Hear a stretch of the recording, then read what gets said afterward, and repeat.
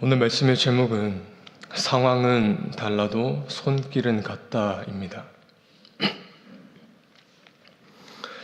우리가 흔히 종교라는 말을 사용할 때에는 그 안에 중요한 원리가 내포되어 있습니다. 종교를 구성하는 중요한 원리는 give and take입니다. 내가 신에게 어떤 것을 드리면 신은 거기에 응당한 대가를 준다. 내가 많은 것을 바치면 많은 복을 주고, 내가 많은 헌신을 하면 그에 맞는 것을 되돌려준다. 이것이 종교의 기본적인 원리입니다.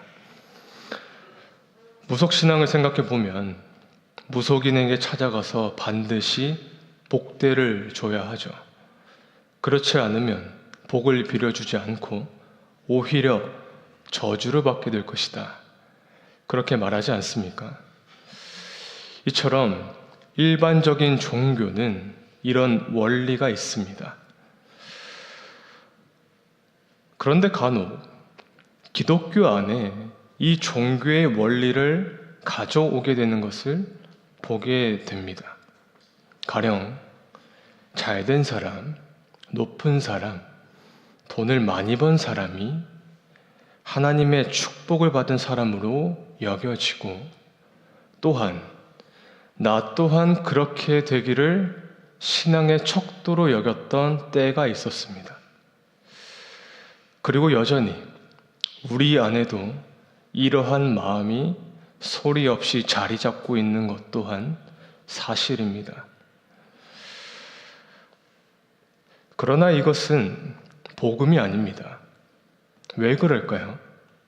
복음은 종교의 원리에 의해서가 아니라 오직 은혜의 원리에 의해서 작동되기 때문입니다.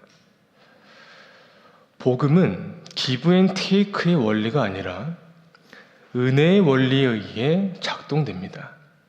그 은혜가 무엇이냐면 값없는, 자격 없는 자에게 값없이 주시는 하나님의 선물입니다. 그래서 은혜라는 것은 내가 받을 만한 행동을 해서 자격을 얻어서 받는 것이 아닙니다. 반대죠. 자격 없는 자에게 값없이 주시는 하나님의 선물이 은혜입니다. 그러니까 복음은 거래를 하지 않습니다. 복음은 우리에게 그 어떤 것도 내놓으라고 요구하지 않습니다. 오히려 복음은 우리가 부른 찬양의 가사처럼 내가 자격이 없을 때, 내가 아무것도 내세울 것이 없는 빈들에 서 있을 때, 날이 저물어 가는데 내 손에 텅텅 비어 있을 때, 그때 주어지는 것이 은혜인 것이죠.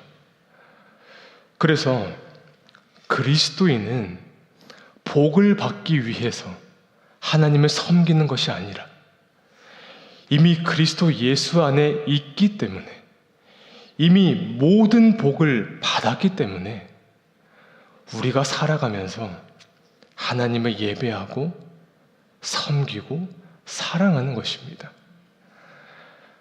하나님을 사랑하는 것 또한 그 은혜를 갚으려는 행위가 아닙니다. 갚을 수 없기 때문에. 그러나 그 은혜를 누리며 살아가고 있기에 그분을 사랑하기로, 따르기로 결정하는 것입니다. 그래서 오늘날 교회의 타락을 어떤 기준으로 알 수 있냐면, 이 종교의 원리가 복음 속으로 들어와 마치 암덩이처럼 자리 잡고 있을 때 우리는 알게 됩니다.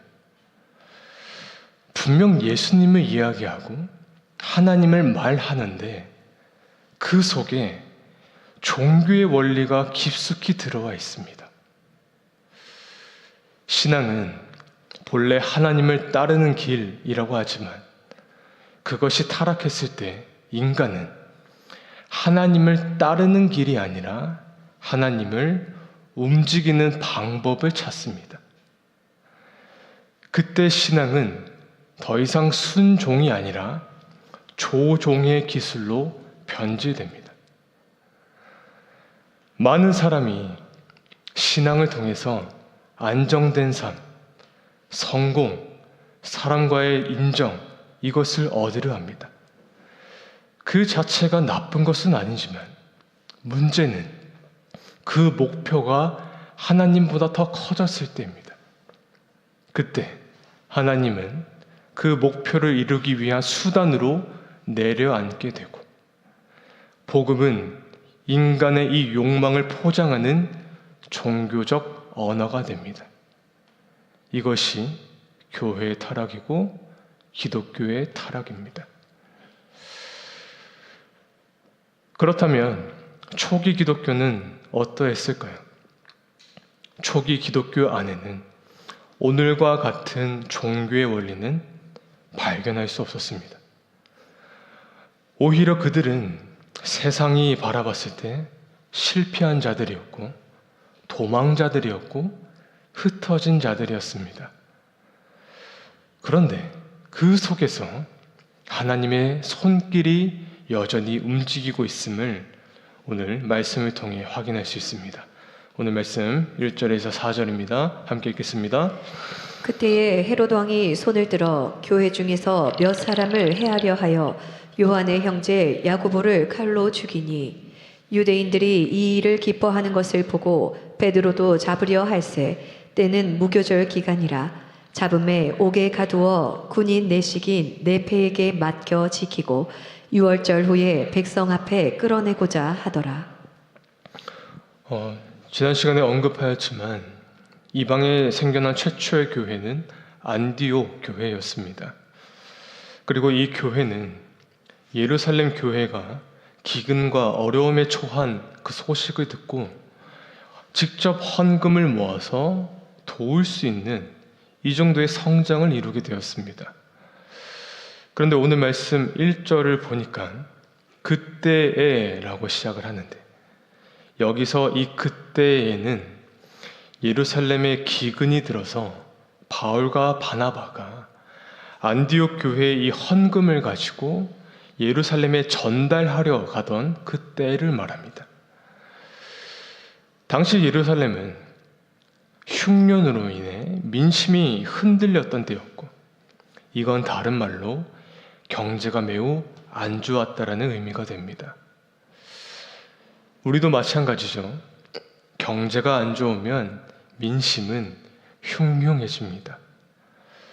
그런데 이럴 때 나쁜 지도자들은 이 나쁜 지도자들의 향상이 어떻게 되냐면, 경제적 문제가 생기면 이 문제를 해결할 생각을 하지 않고 적을 하나 만들어 놓습니다. 그리고 저 공공의 적을 때려잡음으로써 흔들린 민심을 독려시키고 회복시키려는 그런 교활한 리더가 항상 있었습니다. 오늘 본문에 나온 왕이 이러한 모습을 띠고 있었는데, 당시 유대 땅을 다스렸던 왕이 헤롯 아그리빠 왕입니다. 과거 세례 요한을 죽였던 헤롯 왕의 조카이죠. 이 아그리빠 왕이 민심이 흔들리고 있는 이 상황에 어떤 정치적 돌파구를 찾으려고 했습니다. 그래서 어떻게 했냐면 그리스도인 하나를 잡아 죽이기로 결단을 합니다.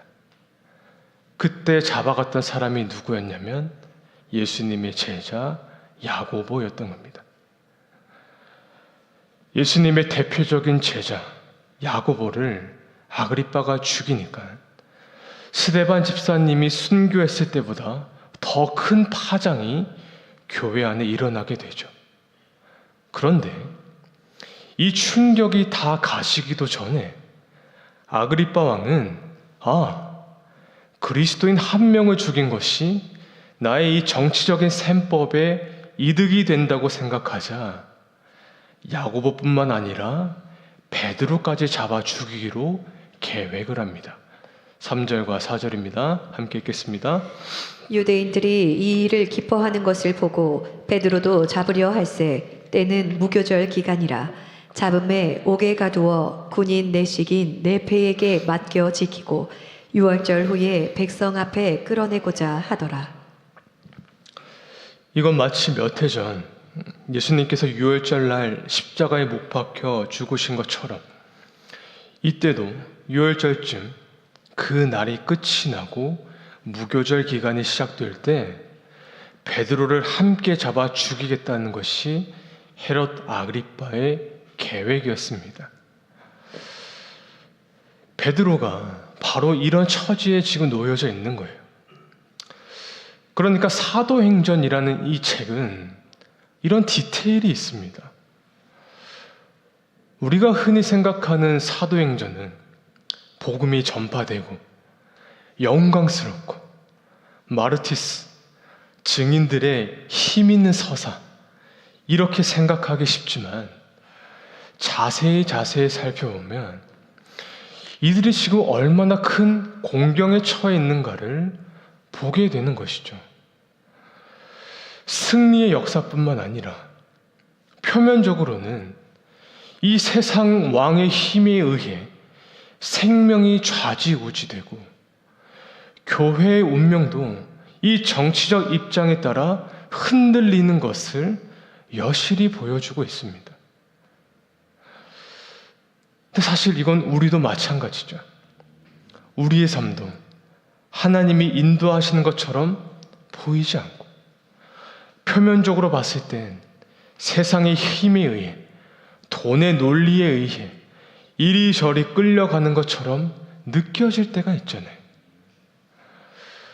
오늘 베드로가 이 모습을 여과 없이 보여주고 있습니다. 군인이 한 사람을 잡아갈 땐 기본적으로 4명이 한 조가 되어서 잡아가는데 한 개의 조가 아니라 무려 4개의 조.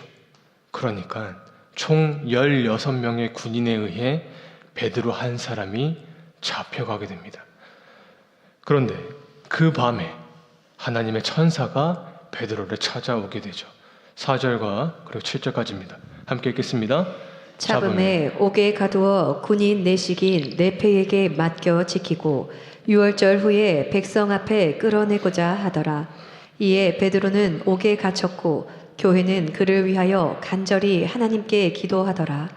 헤롯이 잡아내려고 하는 그 전날 밤에 베드로가 두 군인 틈에서 두 쇠사슬에 매여 누워 자는데 파수꾼들이 문 밖에서 옥을 지키더니 호련히 주의 사자가 나타나매 옥중에 광채가 빛나며 또 베드로의 옆구리를 쳐 깨워 이르되 급히 일어나라 하니 쇠사슬이 그 손에서 벗어지더라.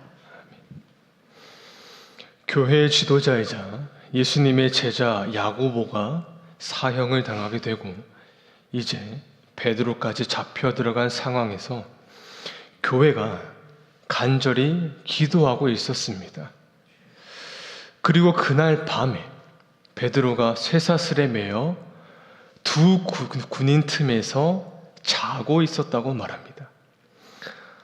이거는 굉장히 일반적이지 않는 상황이라는 것을 우리는 알 수 있어요. 왜냐하면 감옥에 누군가를 가둬놓는데 잠을 잘 때 양 옆에서 간수들이 함께 자리를 지키고 있었다는 거예요. 그러니까 이거는 그곳에서 베드로는 아주 특별한 죄수였음을 나타내고 있는 겁니다. 그도 그럴 것이 부활하신 예수님의 제자였고 그 예수님을 직접 목도한 인물이었고 이전에 그도 감옥을 탈출한 경험이 있었습니다. 그렇게 특별하니 쇠사슬을 묶고 양옆에 군인들을 함께 세워놓고 밖에는 간수를 두는 굉장히 삼엄한 환경이 연출되어 있었던 것이죠. 그러나 정작 베드로는 그 마음이 어떤 때보다 평안하였습니다. 야고보가 얼마 전에 죽었고 그도 곧 죽을 거라는 생각이 가득 차 있었지만 그것을 초월한 평안이 그를 가득 채워 너무 속 편하게 자고 있었는데 얼마나 깊이 잤으면 천사가 발로 옆구리를 쳐 깨웠다고 말합니다. 그리고 그는 감옥에서 나오게 되고 마가의 집으로 갑니다.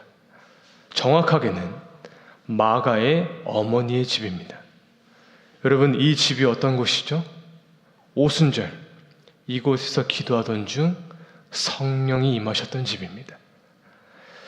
그런데 처음 그곳에 도착했을 때 그곳에서 기도하던 성도들은 베드로가 풀려나온 것을 믿지 못하고 있었습니다. 13절에서 17절 말씀 함께 읽겠습니다. 베드로가 대문을 두드린데 로데라 하는 여자아이가 영접하러 나왔다가 베드로의 음성인 줄 알고 기뻐하여 문을 미처 열지 못하고 달려 들어가 말하되 베드로가 대문 밖에 섰더라 하니 그들이 말하되 내가 미쳤다 하나 여자아이는 힘써 말하되 참말이라 하니 그들이 말하되 그러면 그의 천사라 하더라. 베드로가 문 두드리기를 그치지 아니하니 그들이 문을 열어 베드로를 보고 놀라는지라. 베드로가 그들에게 손짓하여 조용하게 하고 주께서 자기를 이끌어 옥에서 나오게 하던 일을 말하고 또 야고보와 형제들에게 이 말을 전하라 하고 떠나 다른 곳으로 가니라. 베드로가 마가의 집에 도착했을 때 대문을 두드립니다. 그리고 로데라는 여자아이가 나와서 베드로의 음성을 듣고 우리가 기도했던 베드로가 왔습니다 소식을 전하는데 사람들의 반응이 무엇이었냐면 로데를 보고 네가 미쳤구나. 이들은 지난날 밤을 새가며 기도하고 있었는데 정작 베드로가 오니까 뭐라고 하냐면 미쳤구나. 그래도 로데가 아니라 이렇게 말하니 그러면 그건 천사일 것이다 라고 말합니다. 여러분, 당시에 유대인들 안에 이런 영적인 풍습이 있었습니다. 그게 무엇이냐면 어떤 사람이 죽게 되면 하늘에 오르기 전에 그의 영혼이 마치 천사처럼 가장 가까이 지내던 사람들에게 인사를 하고 간다. 이것을 믿었던 거예요. 그러니까 지금 그들은 이런 천사가 찾아왔다는 것이 곧 베드로가 죽었다라는 의미로 받아들인 겁니다.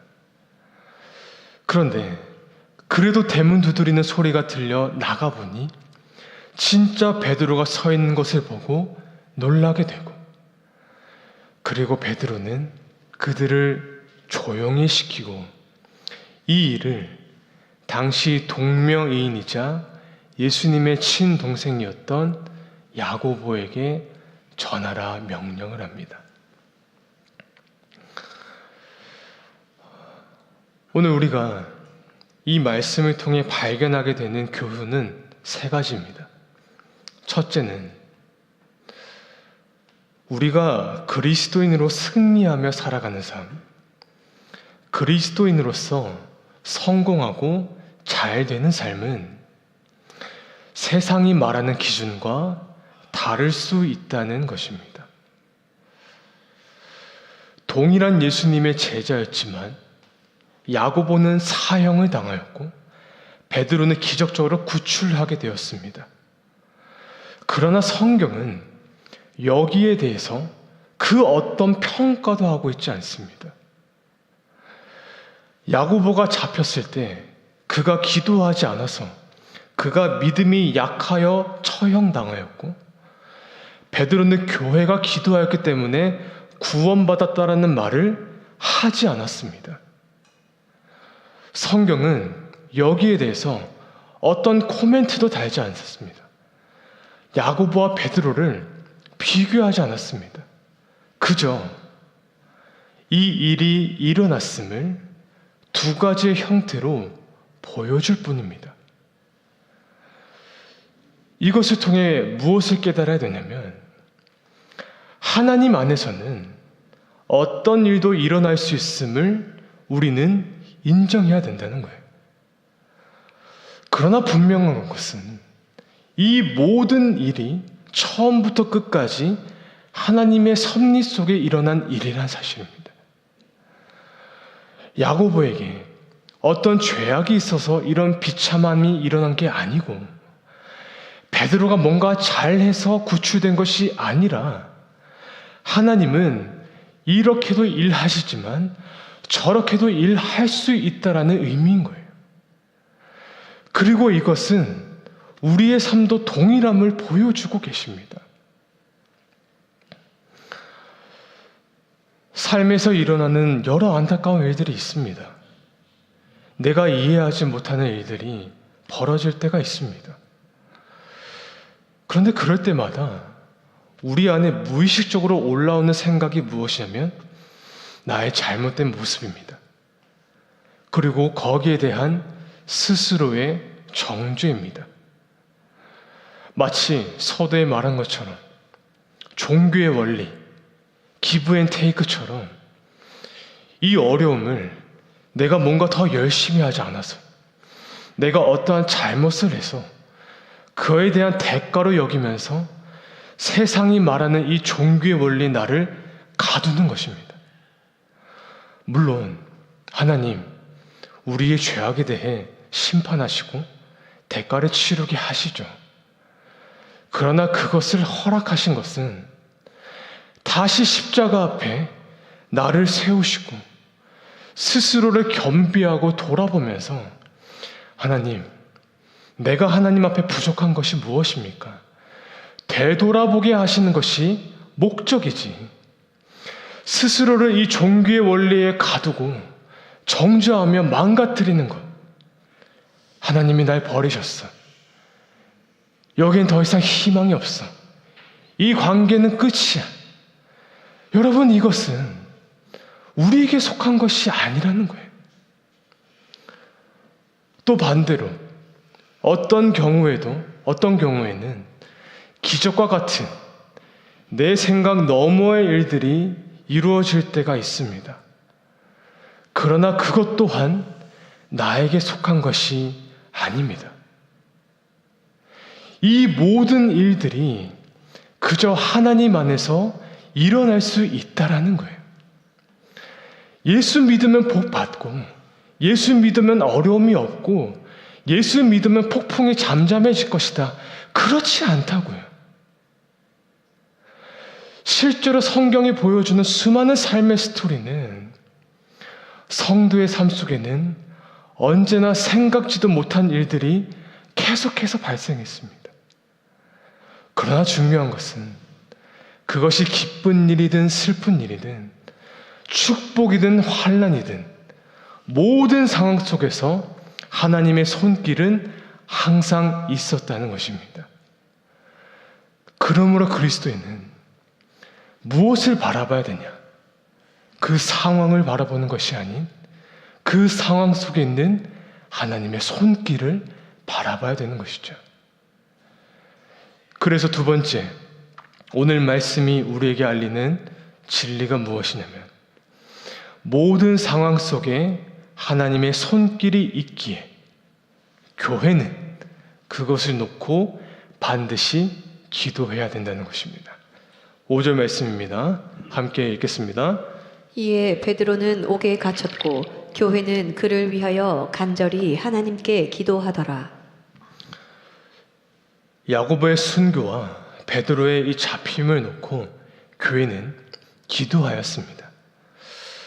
어떻게 보면 그들의 운명이 이럴 수도 저럴 수도 있는 상황에 인간적인 마음으로는 될 대로 되라 이렇게 할 수도 있겠지만 여러분, 이것은 그리스도인의 태도가 아닙니다. 왜냐하면 하나님께서는 하나님에게 속한 일을 이루어 가시는 가운데 성도들에게 요구하시는 것이 있는데 그게 무엇이냐면 바로 기도하라 이것이기 때문입니다. 우리의 문제, 아픔, 감정이 이해되지 않는 상황을 가지고 기도하라고 말씀하시고 명령하신 거예요. 그래서 이미 일어난 일에 대해서는 하나님의 뜻을 구하고 또 기도하는 가운데 그 사실을 받아들여야 되겠지만 동시에 우리 앞에 펼쳐질 일에 대해서는 하나님께 선하게 인도하실 것을 구해야 되는 거예요. 베드로의 그 투옥 앞에서, 곧 사형될 것 같은 위기 앞에서 교회는 뭐 하나님 뜻대로 되겠지 고상하게 앉아있지 않았습니다. 간절히 기도했고 밤을 새워 기도했습니다. 베드로가 마가의 집 앞에 찾아갔을 때 그때 교회는 어떤 기도의 태도를 보이고 있었냐면 간절함이었습니다. 그것이 바로 성도의 모습이라는 거예요. 교회의 문제를 가지고 서로의 이 문제를 가지고 밤을 새도록 기도하는 그 모습이 예루살렘 교회 안에 고스란히 남아 있었다는 것이죠. 그리고 세 번째, 우리가 이 말씀을 통해 발견하게 되는 교훈이 무엇이냐면 그렇게 기도할 때 우리 가운데 그 믿음이 확신 가운데 있지 않더라도 괜찮다라는 것입니다. 부족한 믿음일지라도 흔들리는 믿음일지라도 마가에 있는 성도들처럼 그렇게 기도해도 하나님께서는 그 기도를 사용하신다는 거예요. 여러분, 이것이 우리에게 주는 큰 위로가 있습니다. 너무나 두렵고 떨리는 상황입니다. 할 수 있는 것이 기도밖에 없어서 간절히 기도할 뿐이었습니다. 그러나 100% 확신해서 기도한 게 아니었습니다. 오늘 이들에게는 아무도 베드로가 풀려나갈 거란 확신이 없었습니다. 도리어 로데라는 소녀에게 미쳤다라고 말했습니다. 그래도 안 되자, 그래, 베드로의 천사가 왔나 보다. 아이고, 이제 그가 진짜 죽었나 보다. 방금 전까지 눈물을 흘리며 간절히 기도했던 그들의 속마음은 확신이 없는 연약함이었다라는 거예요. 그런데 중요한 것은 하나님은 그런 부족한 기도를 사용하셔서 하나님의 일을 이루셨다라는 겁니다.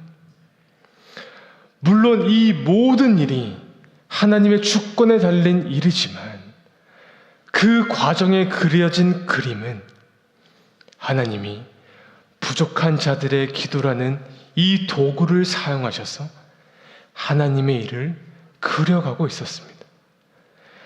그리고 오늘 우리의 삶 가운데도 이와 같이 경험케 하신다는 겁니다. 오늘 제가 이 말씀을 준비하면서 떠오르는 찬양이 오늘 우리가 불렀던 두 번째 찬양이었습니다. 이 찬양의 가사 중에 이런 내용이 있습니다. 한번 띄워주시죠. 주가 일하시네, 주가 일하시네, 주께 아끼지 않는 자에게. 근데 제 마음속에 계속 맴돌았던 가사가 주께 아끼지 않는 자에게라는 이 가사였어요. 이게 과연 어떤 의미일까? 찾아보니까 이 가사의 의미가 내가 아끼지 않고 헌신해서 하나님께서 일하셨다, 이 말이 아니었어요. 이게 무슨 의미냐면 주께 아끼지 않는 자에게, 주님, 이것이 나의 최선입니다.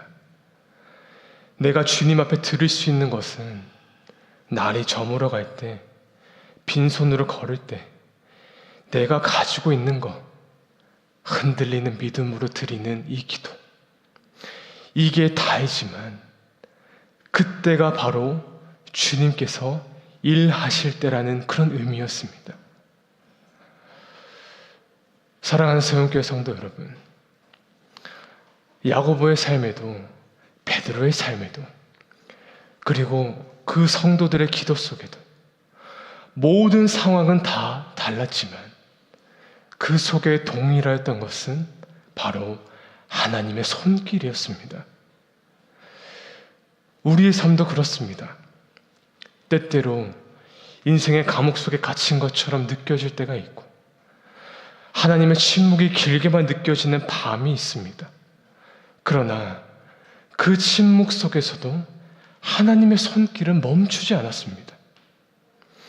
보이지 않아도, 느껴지지 않아도 그분의 손길은 여전히 우리의 인생을, 우리의 가정과 교회를 빚어가고 계셨습니다.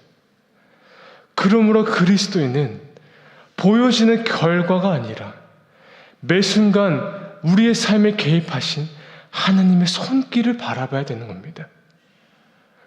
오늘 그 손길에 부족하지만, 여전히 흔들리지만 다시 한번 우리의 삶과 우리의 기도를 드리기를 간절히 소망합니다. 우리가 연약해도, 기도의 확신이 부족해도, 우리 믿음이 크지 않아도 괜찮은 것은 그 가운데 일하시는 하나님의 손길이 크시기 때문입니다. 상황은 달라도 하나님의 손길은 변하지 않습니다. 그 크신 손길을 믿음을 갖고 살아가시는 저와 여러분이 될 수 있기를 우리 주님의 이름으로 간절히 축원합니다.